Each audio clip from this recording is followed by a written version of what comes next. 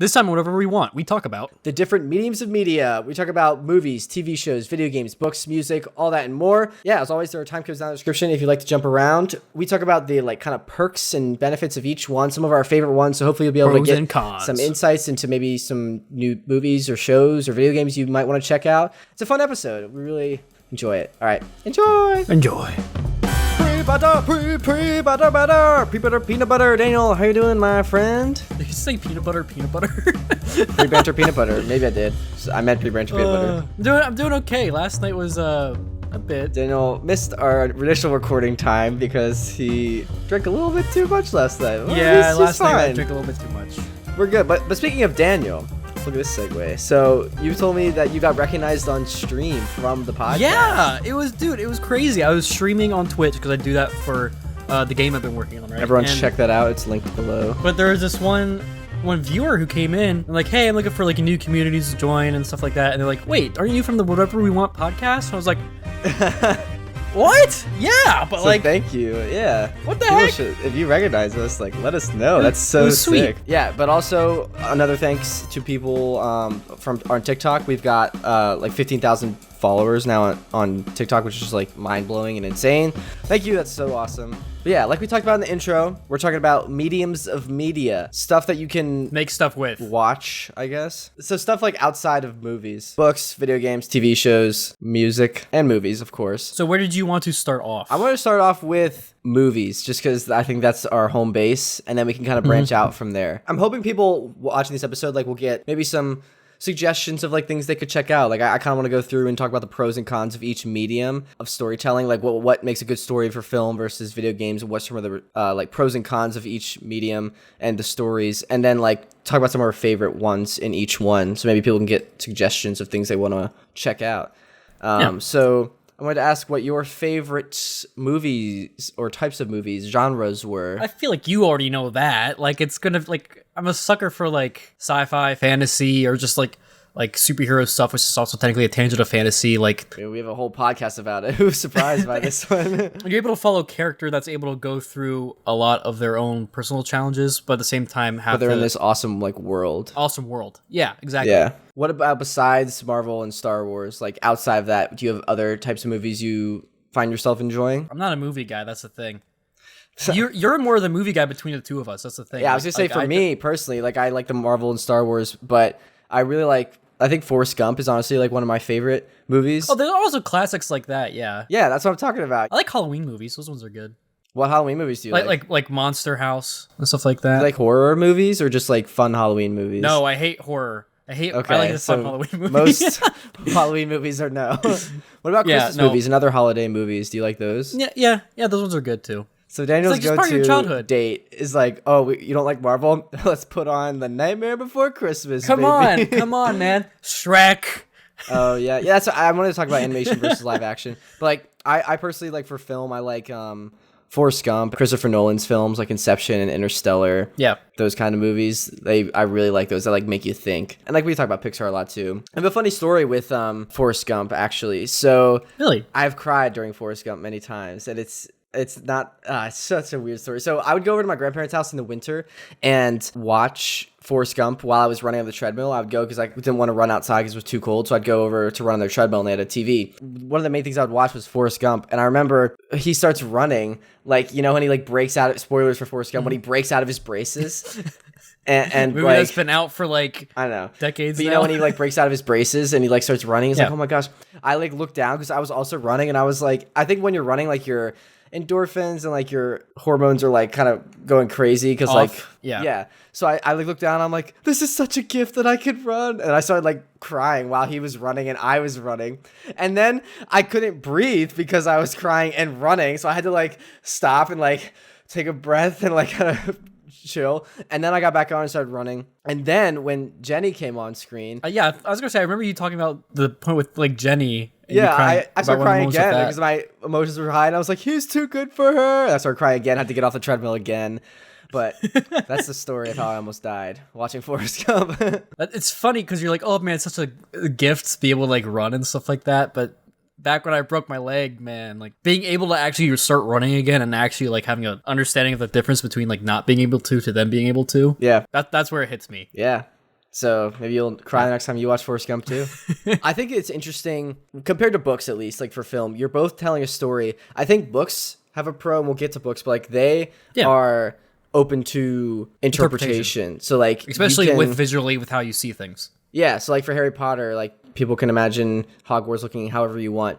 But I think it's also a con, I think, to film is people can say like, oh, you're forced to look at one interpretation, one person, like the director's like interpretation of the thing. You don't have the ability to imagine anymore. But on the flip side, you're getting so much more fleshed out details with that director's like vision. Like it could expand on your interpretation. Like maybe with Harry Potter, you didn't think of like anything of like the staircases that moved, and like that scene is like magical when you see it like in the movie. It's also just like an escape from reality. It lets you like turn off your brain, whereas I feel like when you're reading, it can be an escape for some people. For most people, like they have to actively like try to imagine and imagine it or to visualize it. Yeah. Do you have any pros and cons to film? Like I'm just thinking about like how graphics have changed, like computer graphics, and just our lifespan. You know what I mean? I know. It's crazy just the growth with that.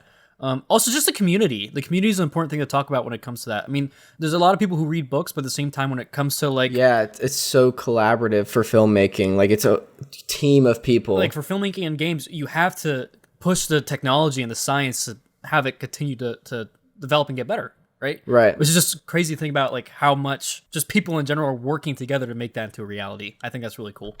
Yeah, no, I totally agree. That's a good point. But yeah, I want to also kind of a subsection of movies is like television and TV shows, and I want to briefly talk about that before we move on to video games and stuff. Do you have any favorite television shows, TV shows? I'm trying to think of stuff that's like, again, like not Marvel or you Star could say Marvel Wars stuff. Like I have like iconic ones that I feel like have kind of defined. I mean, there's also the animation one. Like again, I'm mostly animation, so it'd be like cartoons I grew up with as like a kid. Like what? Anything like from SpongeBob, like before it got bad. I loved the change and stylization when it came to like the Amazing World of Gumball, which people have like ups and downs for that series, but I just liked how it was pushing different animation styles for all together in this one world. I think it was really cool. All the top tier stuff from like Cartoon Network. And there's also like nonfiction, just stories in general, which we often don't talk about, but like that I think are interesting, like kind of shows like Bill Nye and like Bob Ross. Like I think those are important. And also just really cool. I really want to one day just like do a Bob Ross like painting, just like follow along. I thought you were gonna say do like a Bob Ross show, like have it set up where you like look like Bob Ross. Yep. And like you're there and you're like painting. Like exactly. I'll just be really bad, but I'll also just have Bob Ross on in the background. It's just me doing Bob Ross, but also making a show about me doing Bob Ross. I think it's also fascinating. A pro of television is you can do like longer stories. I think it's really interesting that it seems like it's like technically like a longer commitment if you commit to watching a whole TV show versus like one movie. But people often like will say like, oh, what do you want to watch tonight? And they're like, oh, let's like watch an episode of this. And then they end up binging because like they don't want to sit down and commit to like a whole movie, but they end up like watching like 4 or 5 episodes of like a TV show in one night, and it ends up being like 2 or 3 more movies worth. I think that like psychology behind that's really interesting. I think a lot of it is the pacing of it as well, because you got to think about it like when you do something episodic, you're constantly going from a cliffhanger from the end of an episode to then going into a resolution that then will then lead to another cliffhanger, right? So it's that constant like roller coaster that I feel like makes that work more like that. Yeah. Whereas with a film, it's usually like a bigger concept. It's still like a roller coaster, but it's a steadier ride. If you know what I mean? There's not as many like loops or like hills in it. It's like a shorter ride, I feel like. And I would argue that a film is less, if you're comparing to a roller coaster, I like that analogy, but I would argue that a film is more crazy, but it's shorter. And then a television show is longer, but like the twists are like more stretched out and like have longer time to develop kind of thing. Yeah, I think that's a good way to put it. Okay. Yeah, all right, that's television show. Let's talk about video games. This is Daniel's hub here. Yes. I want to talk more about video games, and we actually have an upcoming episode where we're going to talk about the Lego Skywalker saga, which I'm super pumped for. Mm-hmm. Which I forgot that I didn't forget. I know that I got it last night, but then I woke up this morning and I saw, purchase of $60. You don't remember doing that? No, I remember doing it. I said I remember doing it. It's just that when I got up, it was like a reminder right there, and I was like, oh yeah. Anywho, do you have favorites? Super excited for video games. Yes. So give me your top 4. Oh god, that's tough. Honestly, Spider-Man, the Insomniac game. Okay, that's for number the PS4. 4. Yes, that's number 4. It's like the brainchild of everything that was good and all the other Spider-Man games, minus all the stuff that was bad from all the other Spider-Man games. What's your number 3? Modern Warfare 2.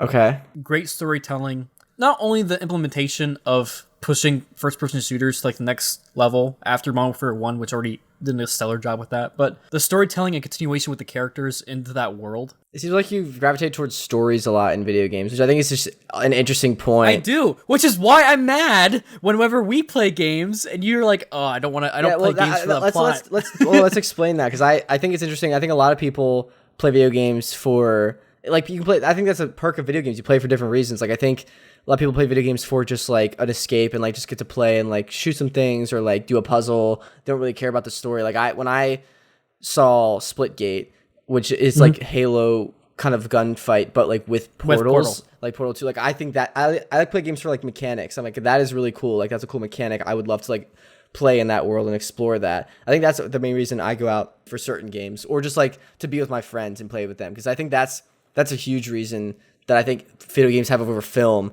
Is I think video games are better at bringing people together. But there's also people that like play for story and like do single player games. And I used to do that a lot. Like I loved the Halo campaign. I played Skyrim and stuff, but like less so now. I don't know. No, I love story-based games. It's making a whole new world and a whole new story to where you're able to A whole new world. It's like a book, but you're literally, or like a film, but you're in it. You're literally in it. That's another reason why I love VR so much now. It's the next step of that, like being in the story. What was your number 2? My number 2 is funny you said it. Portal. The first one? No, sorry, Portal 2. I don't even remember if I've played Portal 1. I don't think I have. I didn't like it as much as Portal 2. I watched playthroughs, I think, but I haven't played it myself. Also, the order of these isn't by like, oh, so you'd rather play Portal instead of Spider-Man? No, I probably play Spider-Man first. But this is, for me, the list is in this order because of like the impact. I think I know your number 1 then. I feel like you do. Well, let me finish up with Portal. So Portal is, again, great storytelling, but the mechanics of that game was totally different, and also just the technology involved with how Valve did it. Is crazy. Like just the understanding of how to dynamically display a texture. For the portals, for the projection mapping. Yeah, but let's just dive into that and explain for people. So like when you're playing Portal, you can shoot a portal and then you can see through it, like the other side, the perspective that you would, like if you're looking at it at an angle, you'll see out at that angle based on wherever you shot it. And then like when you go through it, you go out at that angle, which just like physics wise and like it's crazy, very difficult, and especially back then was like breaking like new technology. Yeah. It was mind breaking, not only to play, but also just as me as a developer now, like trying, like I watch videos about people like theorizing, okay, what would happen if you had like a portal on a wall and the wall was moving towards the other portal? Like, if you were standing in the middle, like where would you go? Like would you get crushed or would you get pushed out? You know, it's like stuff like that. I'm just like, yes. Just like thinking about that stuff. Yeah. Yeah. All right. What's your number 1? I want you to guess because you said you think Ratchet you know and Clank. Yes, Ratchet and Clank, I'm specifically going surprised Commando. Sly Cooper isn't on that list. Sly Cooper is... Oh, wait, yeah, it's also in there. This list was on the spot, so like, yeah, Sly Cooper's probably in the top. Those are just 4, some of your top ones. Okay. Yeah. Those are all good games. Sly Cooper's a pretty old one. Pretty cool, like, toon shading style. Yeah, again, with Sly Cooper, great story, great world, but the toon shading and comic book feel of it had a totally unique style. It was something that was totally different. The Sucker Punch was, like, nailed right on the head. Again, player mobility with how they had Sly be able to literally, like, parkour around everywhere. Back in that day, like that was awesome being able to move around like that. It was really cool. Ratchet and Clank, the main reason for that is because that's the whole reason why I got into game development. Finding the Insomniac Museum, which we could get into later. There's I can go on and on and on and on about that. Yeah. I just want to quickly mention my top video games. Honestly, Minecraft is up there for me just because that had a big impact on me. Oh, yeah. And just like it's so creative and freeing, and also it kind of got me into like coding a little bit like setting up servers and figuring out the back end of stuff, so that's cool. I love Redstone. Halo also. Halo Reach, I think, is one of my top ones. I literally no-life that game in middle school, and like it was bad. Yes. Like, my parents were like, you had to do a sport, which was then how I joined cross country, which is how I met Daniel actually. So if it weren't for Halo and me being a nerd, we wouldn't be here right now. Oh, that's funny. And then The Force Unleashed. The reason we actually started this podcast, the real reason, is because I was like, I want to talk about the Force Unleashed. I just love that game, and I was learning a lot about it. And I want to have a place where we can talk about that. I was like, let's just make a podcast. And we haven't done Force Unleashed yet. still, we're getting around. We haven't to talked it. about like any other games either. We just will. went But we just talked about again. We mentioned the pros and cons there. That was like kind of my top ones. But I think they bring people together really well as friends. And I know the military like uses it to like train hand-eye coordination Yeah, and like that's one of the biggest pros of it is that there is so much utility to it. You can use Yeah. it for things like storytelling and having a player or person interact with that story.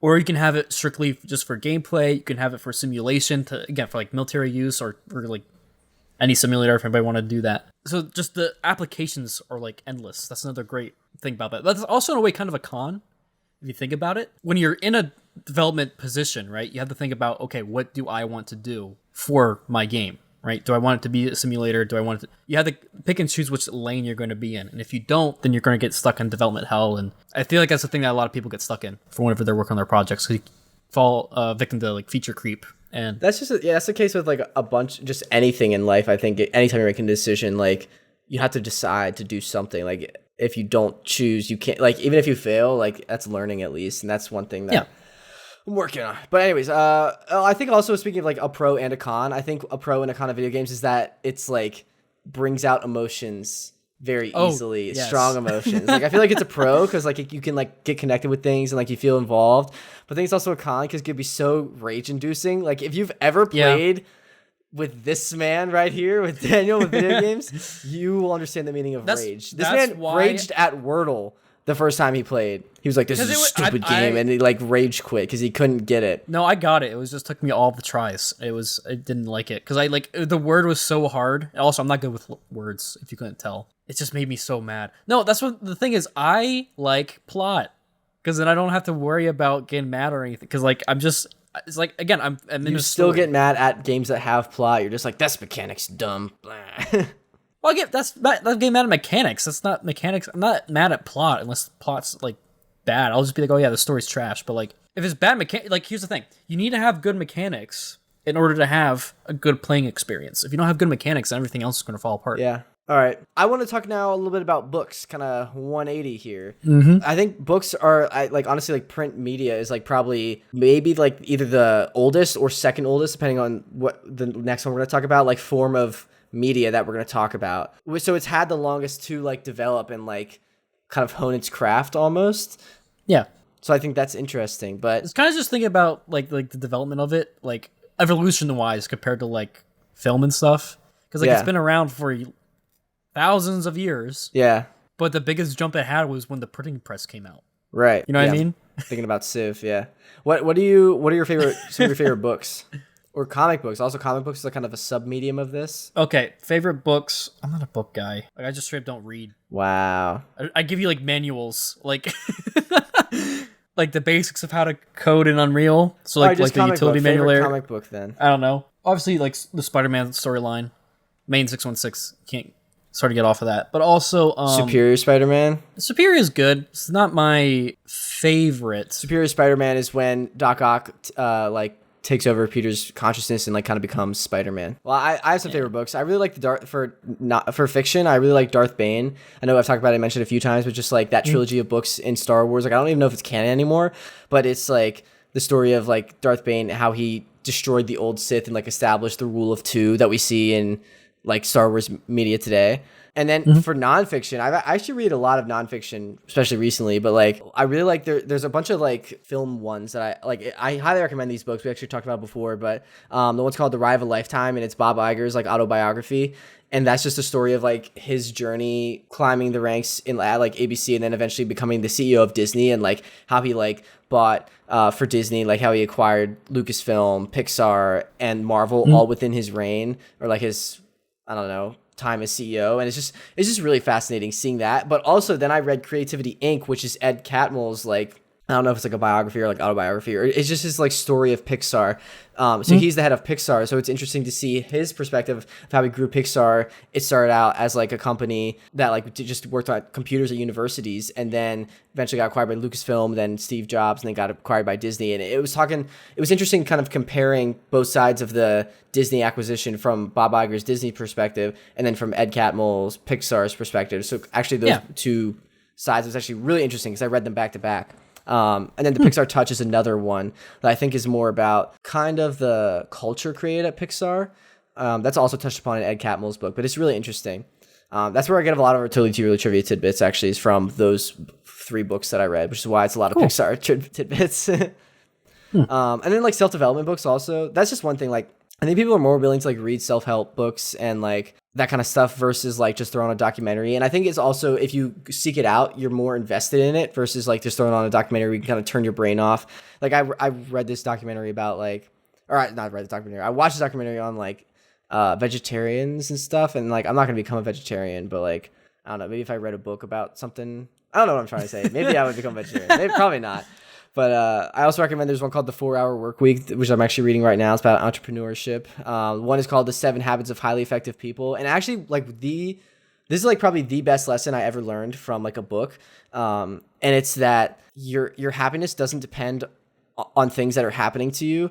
It depends on your reaction to those things that are happening to you. So like, for example, like I'm gonna get deep here, but like my dad like passed away last year. A lot of people I feel like can and have like used that as an excuse to be like, oh, that's why I'm not like successful, or that's why I'm like sad all the time, or like that's why I drink alcohol. But that's not why. That's just something you're blaming, and that your reaction to that, like, because other people like go win. I've seen like Academy Awards, like some people, the Oscars are coming up, or happened yesterday when this drops, but like people often are like, yeah, my parents like passed away. I've seen some stories, and like this is like dedicated to them, that like drove me and motivated me to do well. So I feel like it's the same spark, but it's your reaction to that determines your character. Yeah, no, I feel like it's a really good moral there. Yeah, but that book kind of reinforced that a lot. Yeah, so 7 Habits of Highly Effective People. Yeah, but pros and cons. I do have a very important pro and con of books. So, like we said, pro is like it's cool that it's like probably one of the oldest, if not the oldest, like medium out there. Which is also a con because we have to read and freaking interpret Shakespeare in high school all the time. Sorry, Mrs. Barnes. Maybe there isn't a secret meaning behind a man walking into the bathroom in this poem, okay? Like, for real. Yeah, no, I hate that kind of stuff. I mean, I'm not. I hate that stuff. No, I also... don't get me wrong. There's good... Again, it's pro and con that there's different interpretations of things, but it's a con when it gets to the point where people are trying to be like you're getting quizzed on your opinion on something. Like, it's my opinion. That's why I loved math and science in high school, because there's one answer. And like in language arts, I was like, I interpret it this way, and then someone would be like, that's wrong, and I'm like, it's how I'm interpreting it. Like, it cannot be wrong by the definition. Like, shut up. Sorry. I have so many feelings about that. Another con, in my opinion, is it takes too long to read. Like, you're able to get hear me out. Like, you get a lot more detail, say, like reading a Harry Potter book, because you're having to literally describe the details that you want the readers to visualize. Some people like that, though.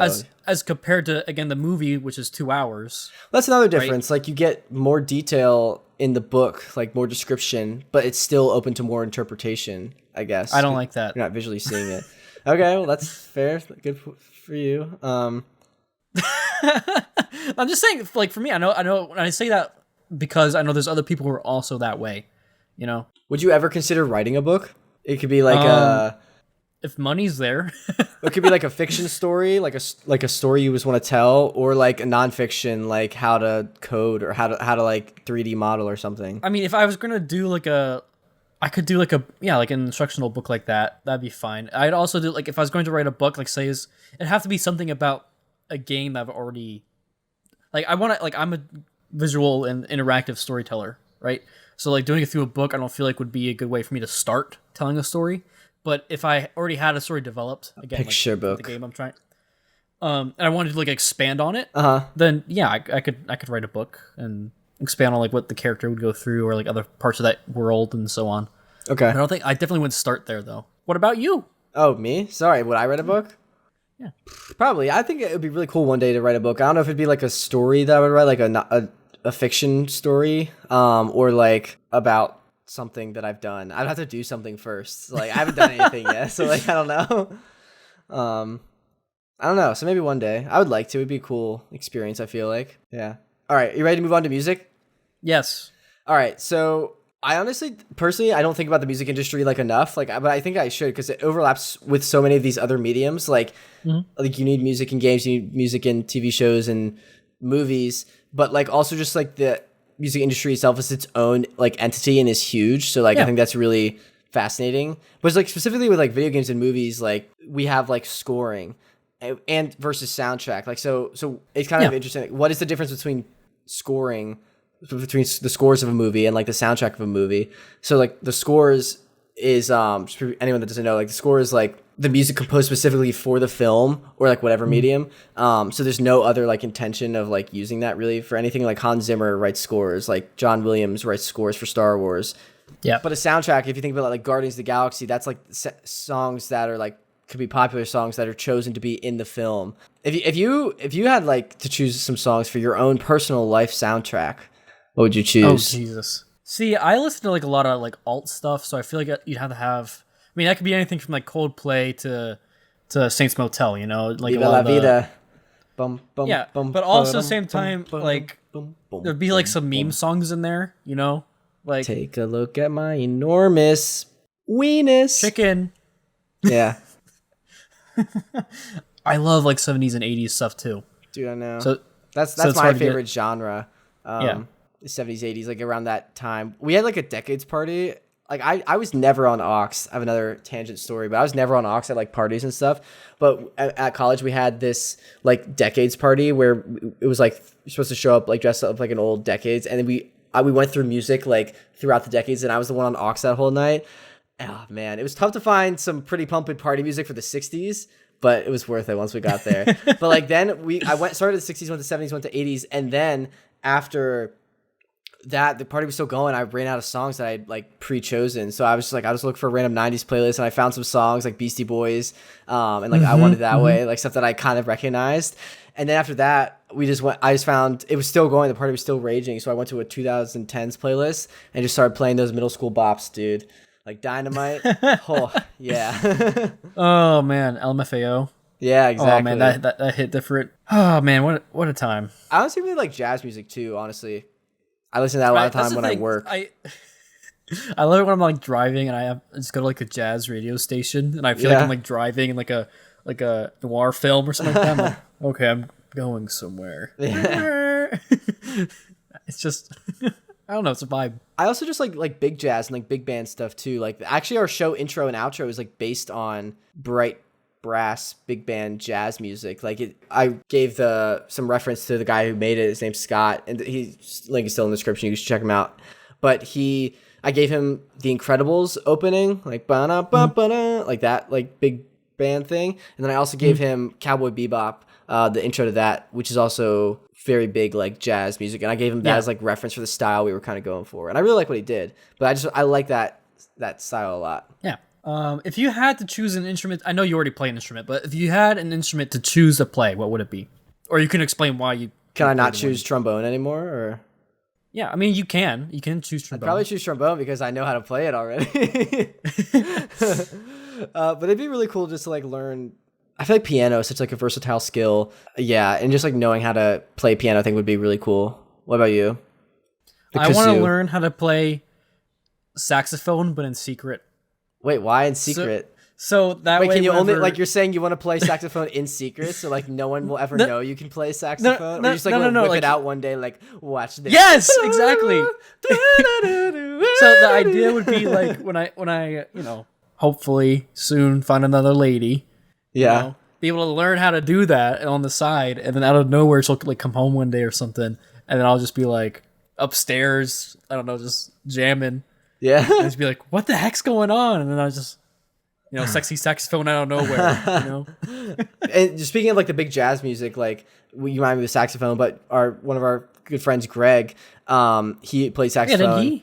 He played sax, and he and I think one time played Monsters Inc. together, which is just like such a fun tune because it's saxophone and trombone, like the ba-na-na-na, ba-na-na-na, like that. That was so cool. Yeah, man. I just love music so much. It's just it's like so fun, and like the music therapy people do, and like it really does have like healing powers. Like there's some miracles that happen with music, and just like the way like your brain processes it, I think is like different than like speech. So like it helps people with like disabilities like overcome challenges. It seriously is awesome. Yeah. It's crazy to think about because, like, again, like all the other forms of media that we've been talking about, that's all visual, whereas this is a really only media where only it's just completely auditory. different sense. Yeah. Right. Which is really cool. It's interesting because books are just visual and music is just audio, but all the other ones are like combinations of both. Unless it's an audio book. Oh, shoot. You just blew my mind.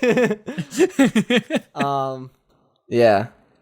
Okay, those are all the mediums I want to talk about. Before we jump into our next section, I wanted to ask if you had to give up every medium except for one, what would you give up? Which one would you keep? You know the answer. From video games, you're saying? Yeah.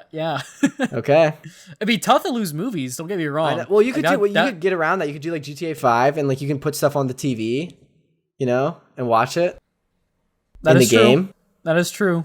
It's still in the game. You can make a video game. It's called TV Watching Simulator, and you just watch, or like book reading simulator, or like music listening simulator, or something like that.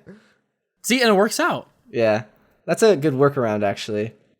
Okay, what if you had to give up just one? Do you give up books? If I had to give up one, I'd probably give up books. I listen to music way too much. I want to read more. What you just transfer books into audio musical books. Like Harry Potter and the Sorcerer's Stone, Chapter 1. I was thinking more like Morgan Freeman, just Harry Potter. Like something that's like so like deep and rich. No, but it has to be. It can't be just reading. It has to be considered music. So you have to like. Are you saying Morgan Freeman's voice isn't music to your ears? Not it is, but it's different. Who would you want to sing your autobiography book? Oh, Jesus. Who would you want to sing, or just your biography? Like, it's funny because people are like, who would you want to play you in a movie? I want to know, what celebrity would you want to read your audiobook for your, like, biography, and why? Does it have to be read or sung? Just read. I'm going back. This is different now. If it's just read, I honestly think it would probably be Morgan Freeman. Really? You could have it sang, too. Yeah, that'd be. I don't know. I'd have Freddie Mercury like nice and rich. Sing my biography. Okay, yeah. If it was singing, then yeah, that's hard to top because homie had the freaking range of a god. Yeah. Or J.J. Simmons, but like as J.K. Jonah. Simmons. Yeah. That'd be so. I would be so cool. Oh. Also, just like honorable mentions for some other media, like new emerging media with like internet shows and like YouTube. I think they're kind of separate from like TV.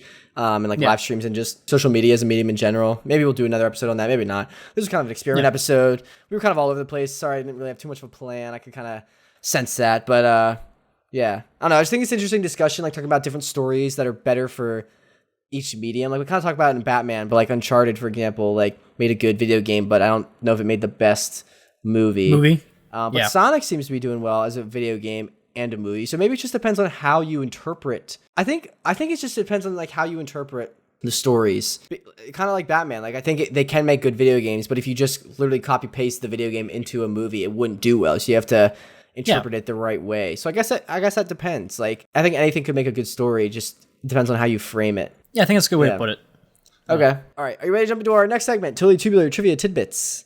Yes. All right, I have 4 actually. Jeez, okay. Did you know that The Incredibles was one of Pixar's biggest risks? How so? So The Incredibles was the first Pixar film where Pixar brought in an outsider to develop a movie alone. So in Pixar's early days, if any movie flopped, it could seriously bankrupt their company. But luckily, they had kind of developed a system where it produced really good movies so far, like Toy Story's Bug's Life, Monsters, Inc., Finding Nemo. The system they developed, what they would do was for every film, the idea would come from within Pixar, and they'd create a development team of multiple writers and directors of people that already worked within the company. So it was all like local to the company, and that they would work on that one story to make it the best it could be. The Incredibles was different though. The idea came only from Brad Bird, who did not work at Pixar. He was an outsider. He was a friend that went to school with John Lasseter, like one of the heads of Pixar. Bird ended up writing and directing the entire movie himself, which was like a huge departure from Pixar's like formula. So it was kind of a risk. If the story failed, Pixar seriously could have ended.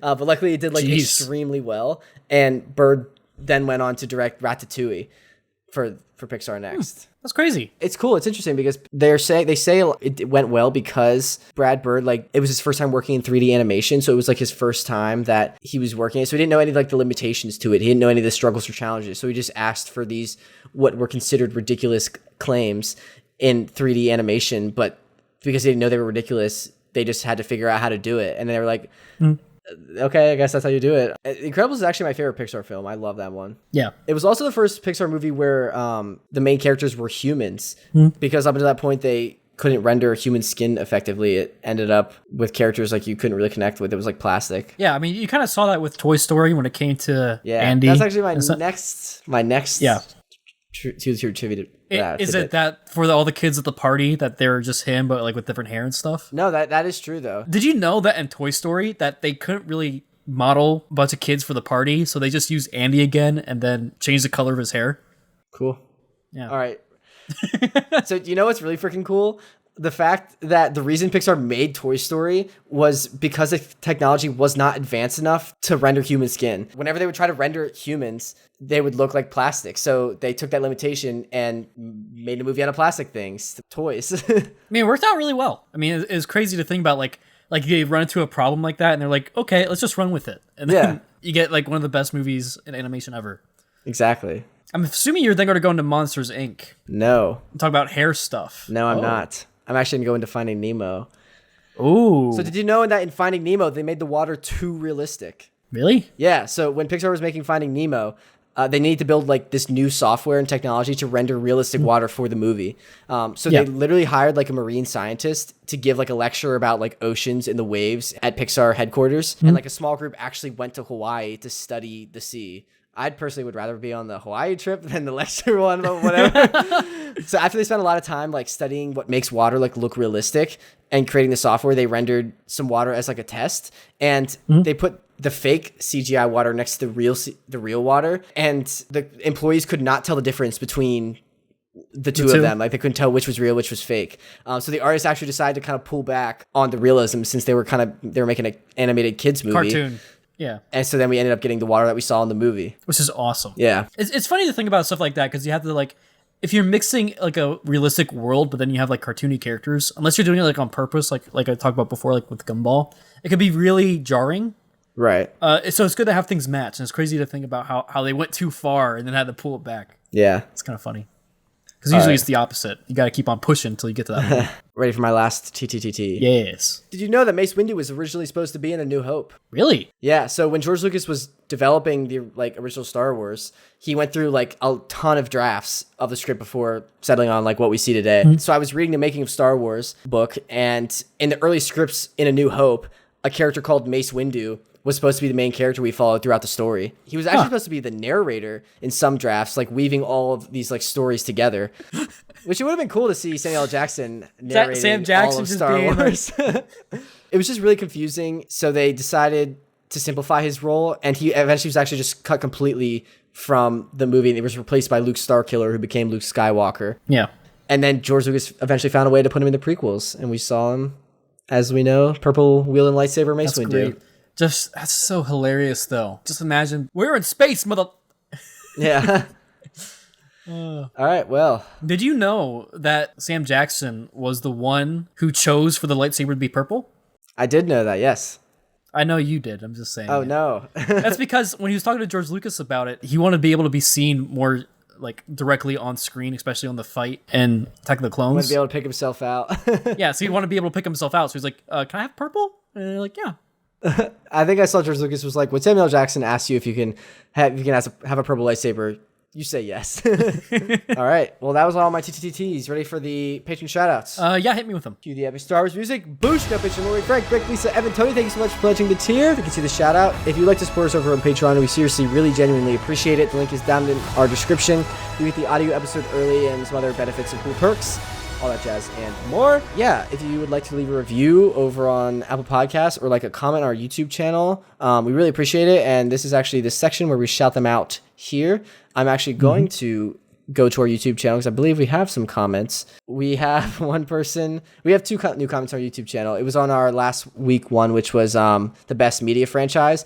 And someone, QOET, commented, Hello Kitty, That's it. So I'm assuming that's their favorite franchise. And then the Reviewing Kingdom subscribed and wrote, "That's crazy that you've only got 100 subs."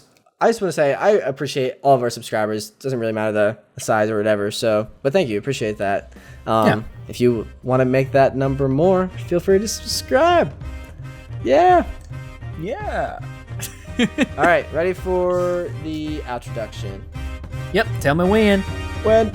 We just talked about whatever we want to talk about, and now we're done. Thank you so much for listening. Seriously, really, genuinely appreciate it. We'll be back next week for Morbius. And the following week, we're having Darren. We're going to try to have Darren back on the podcast to talk about Lego Star Wars Skywalker Saga. Super pumped for that. Yeah, so, yeah. See you next time. Bye. Bye.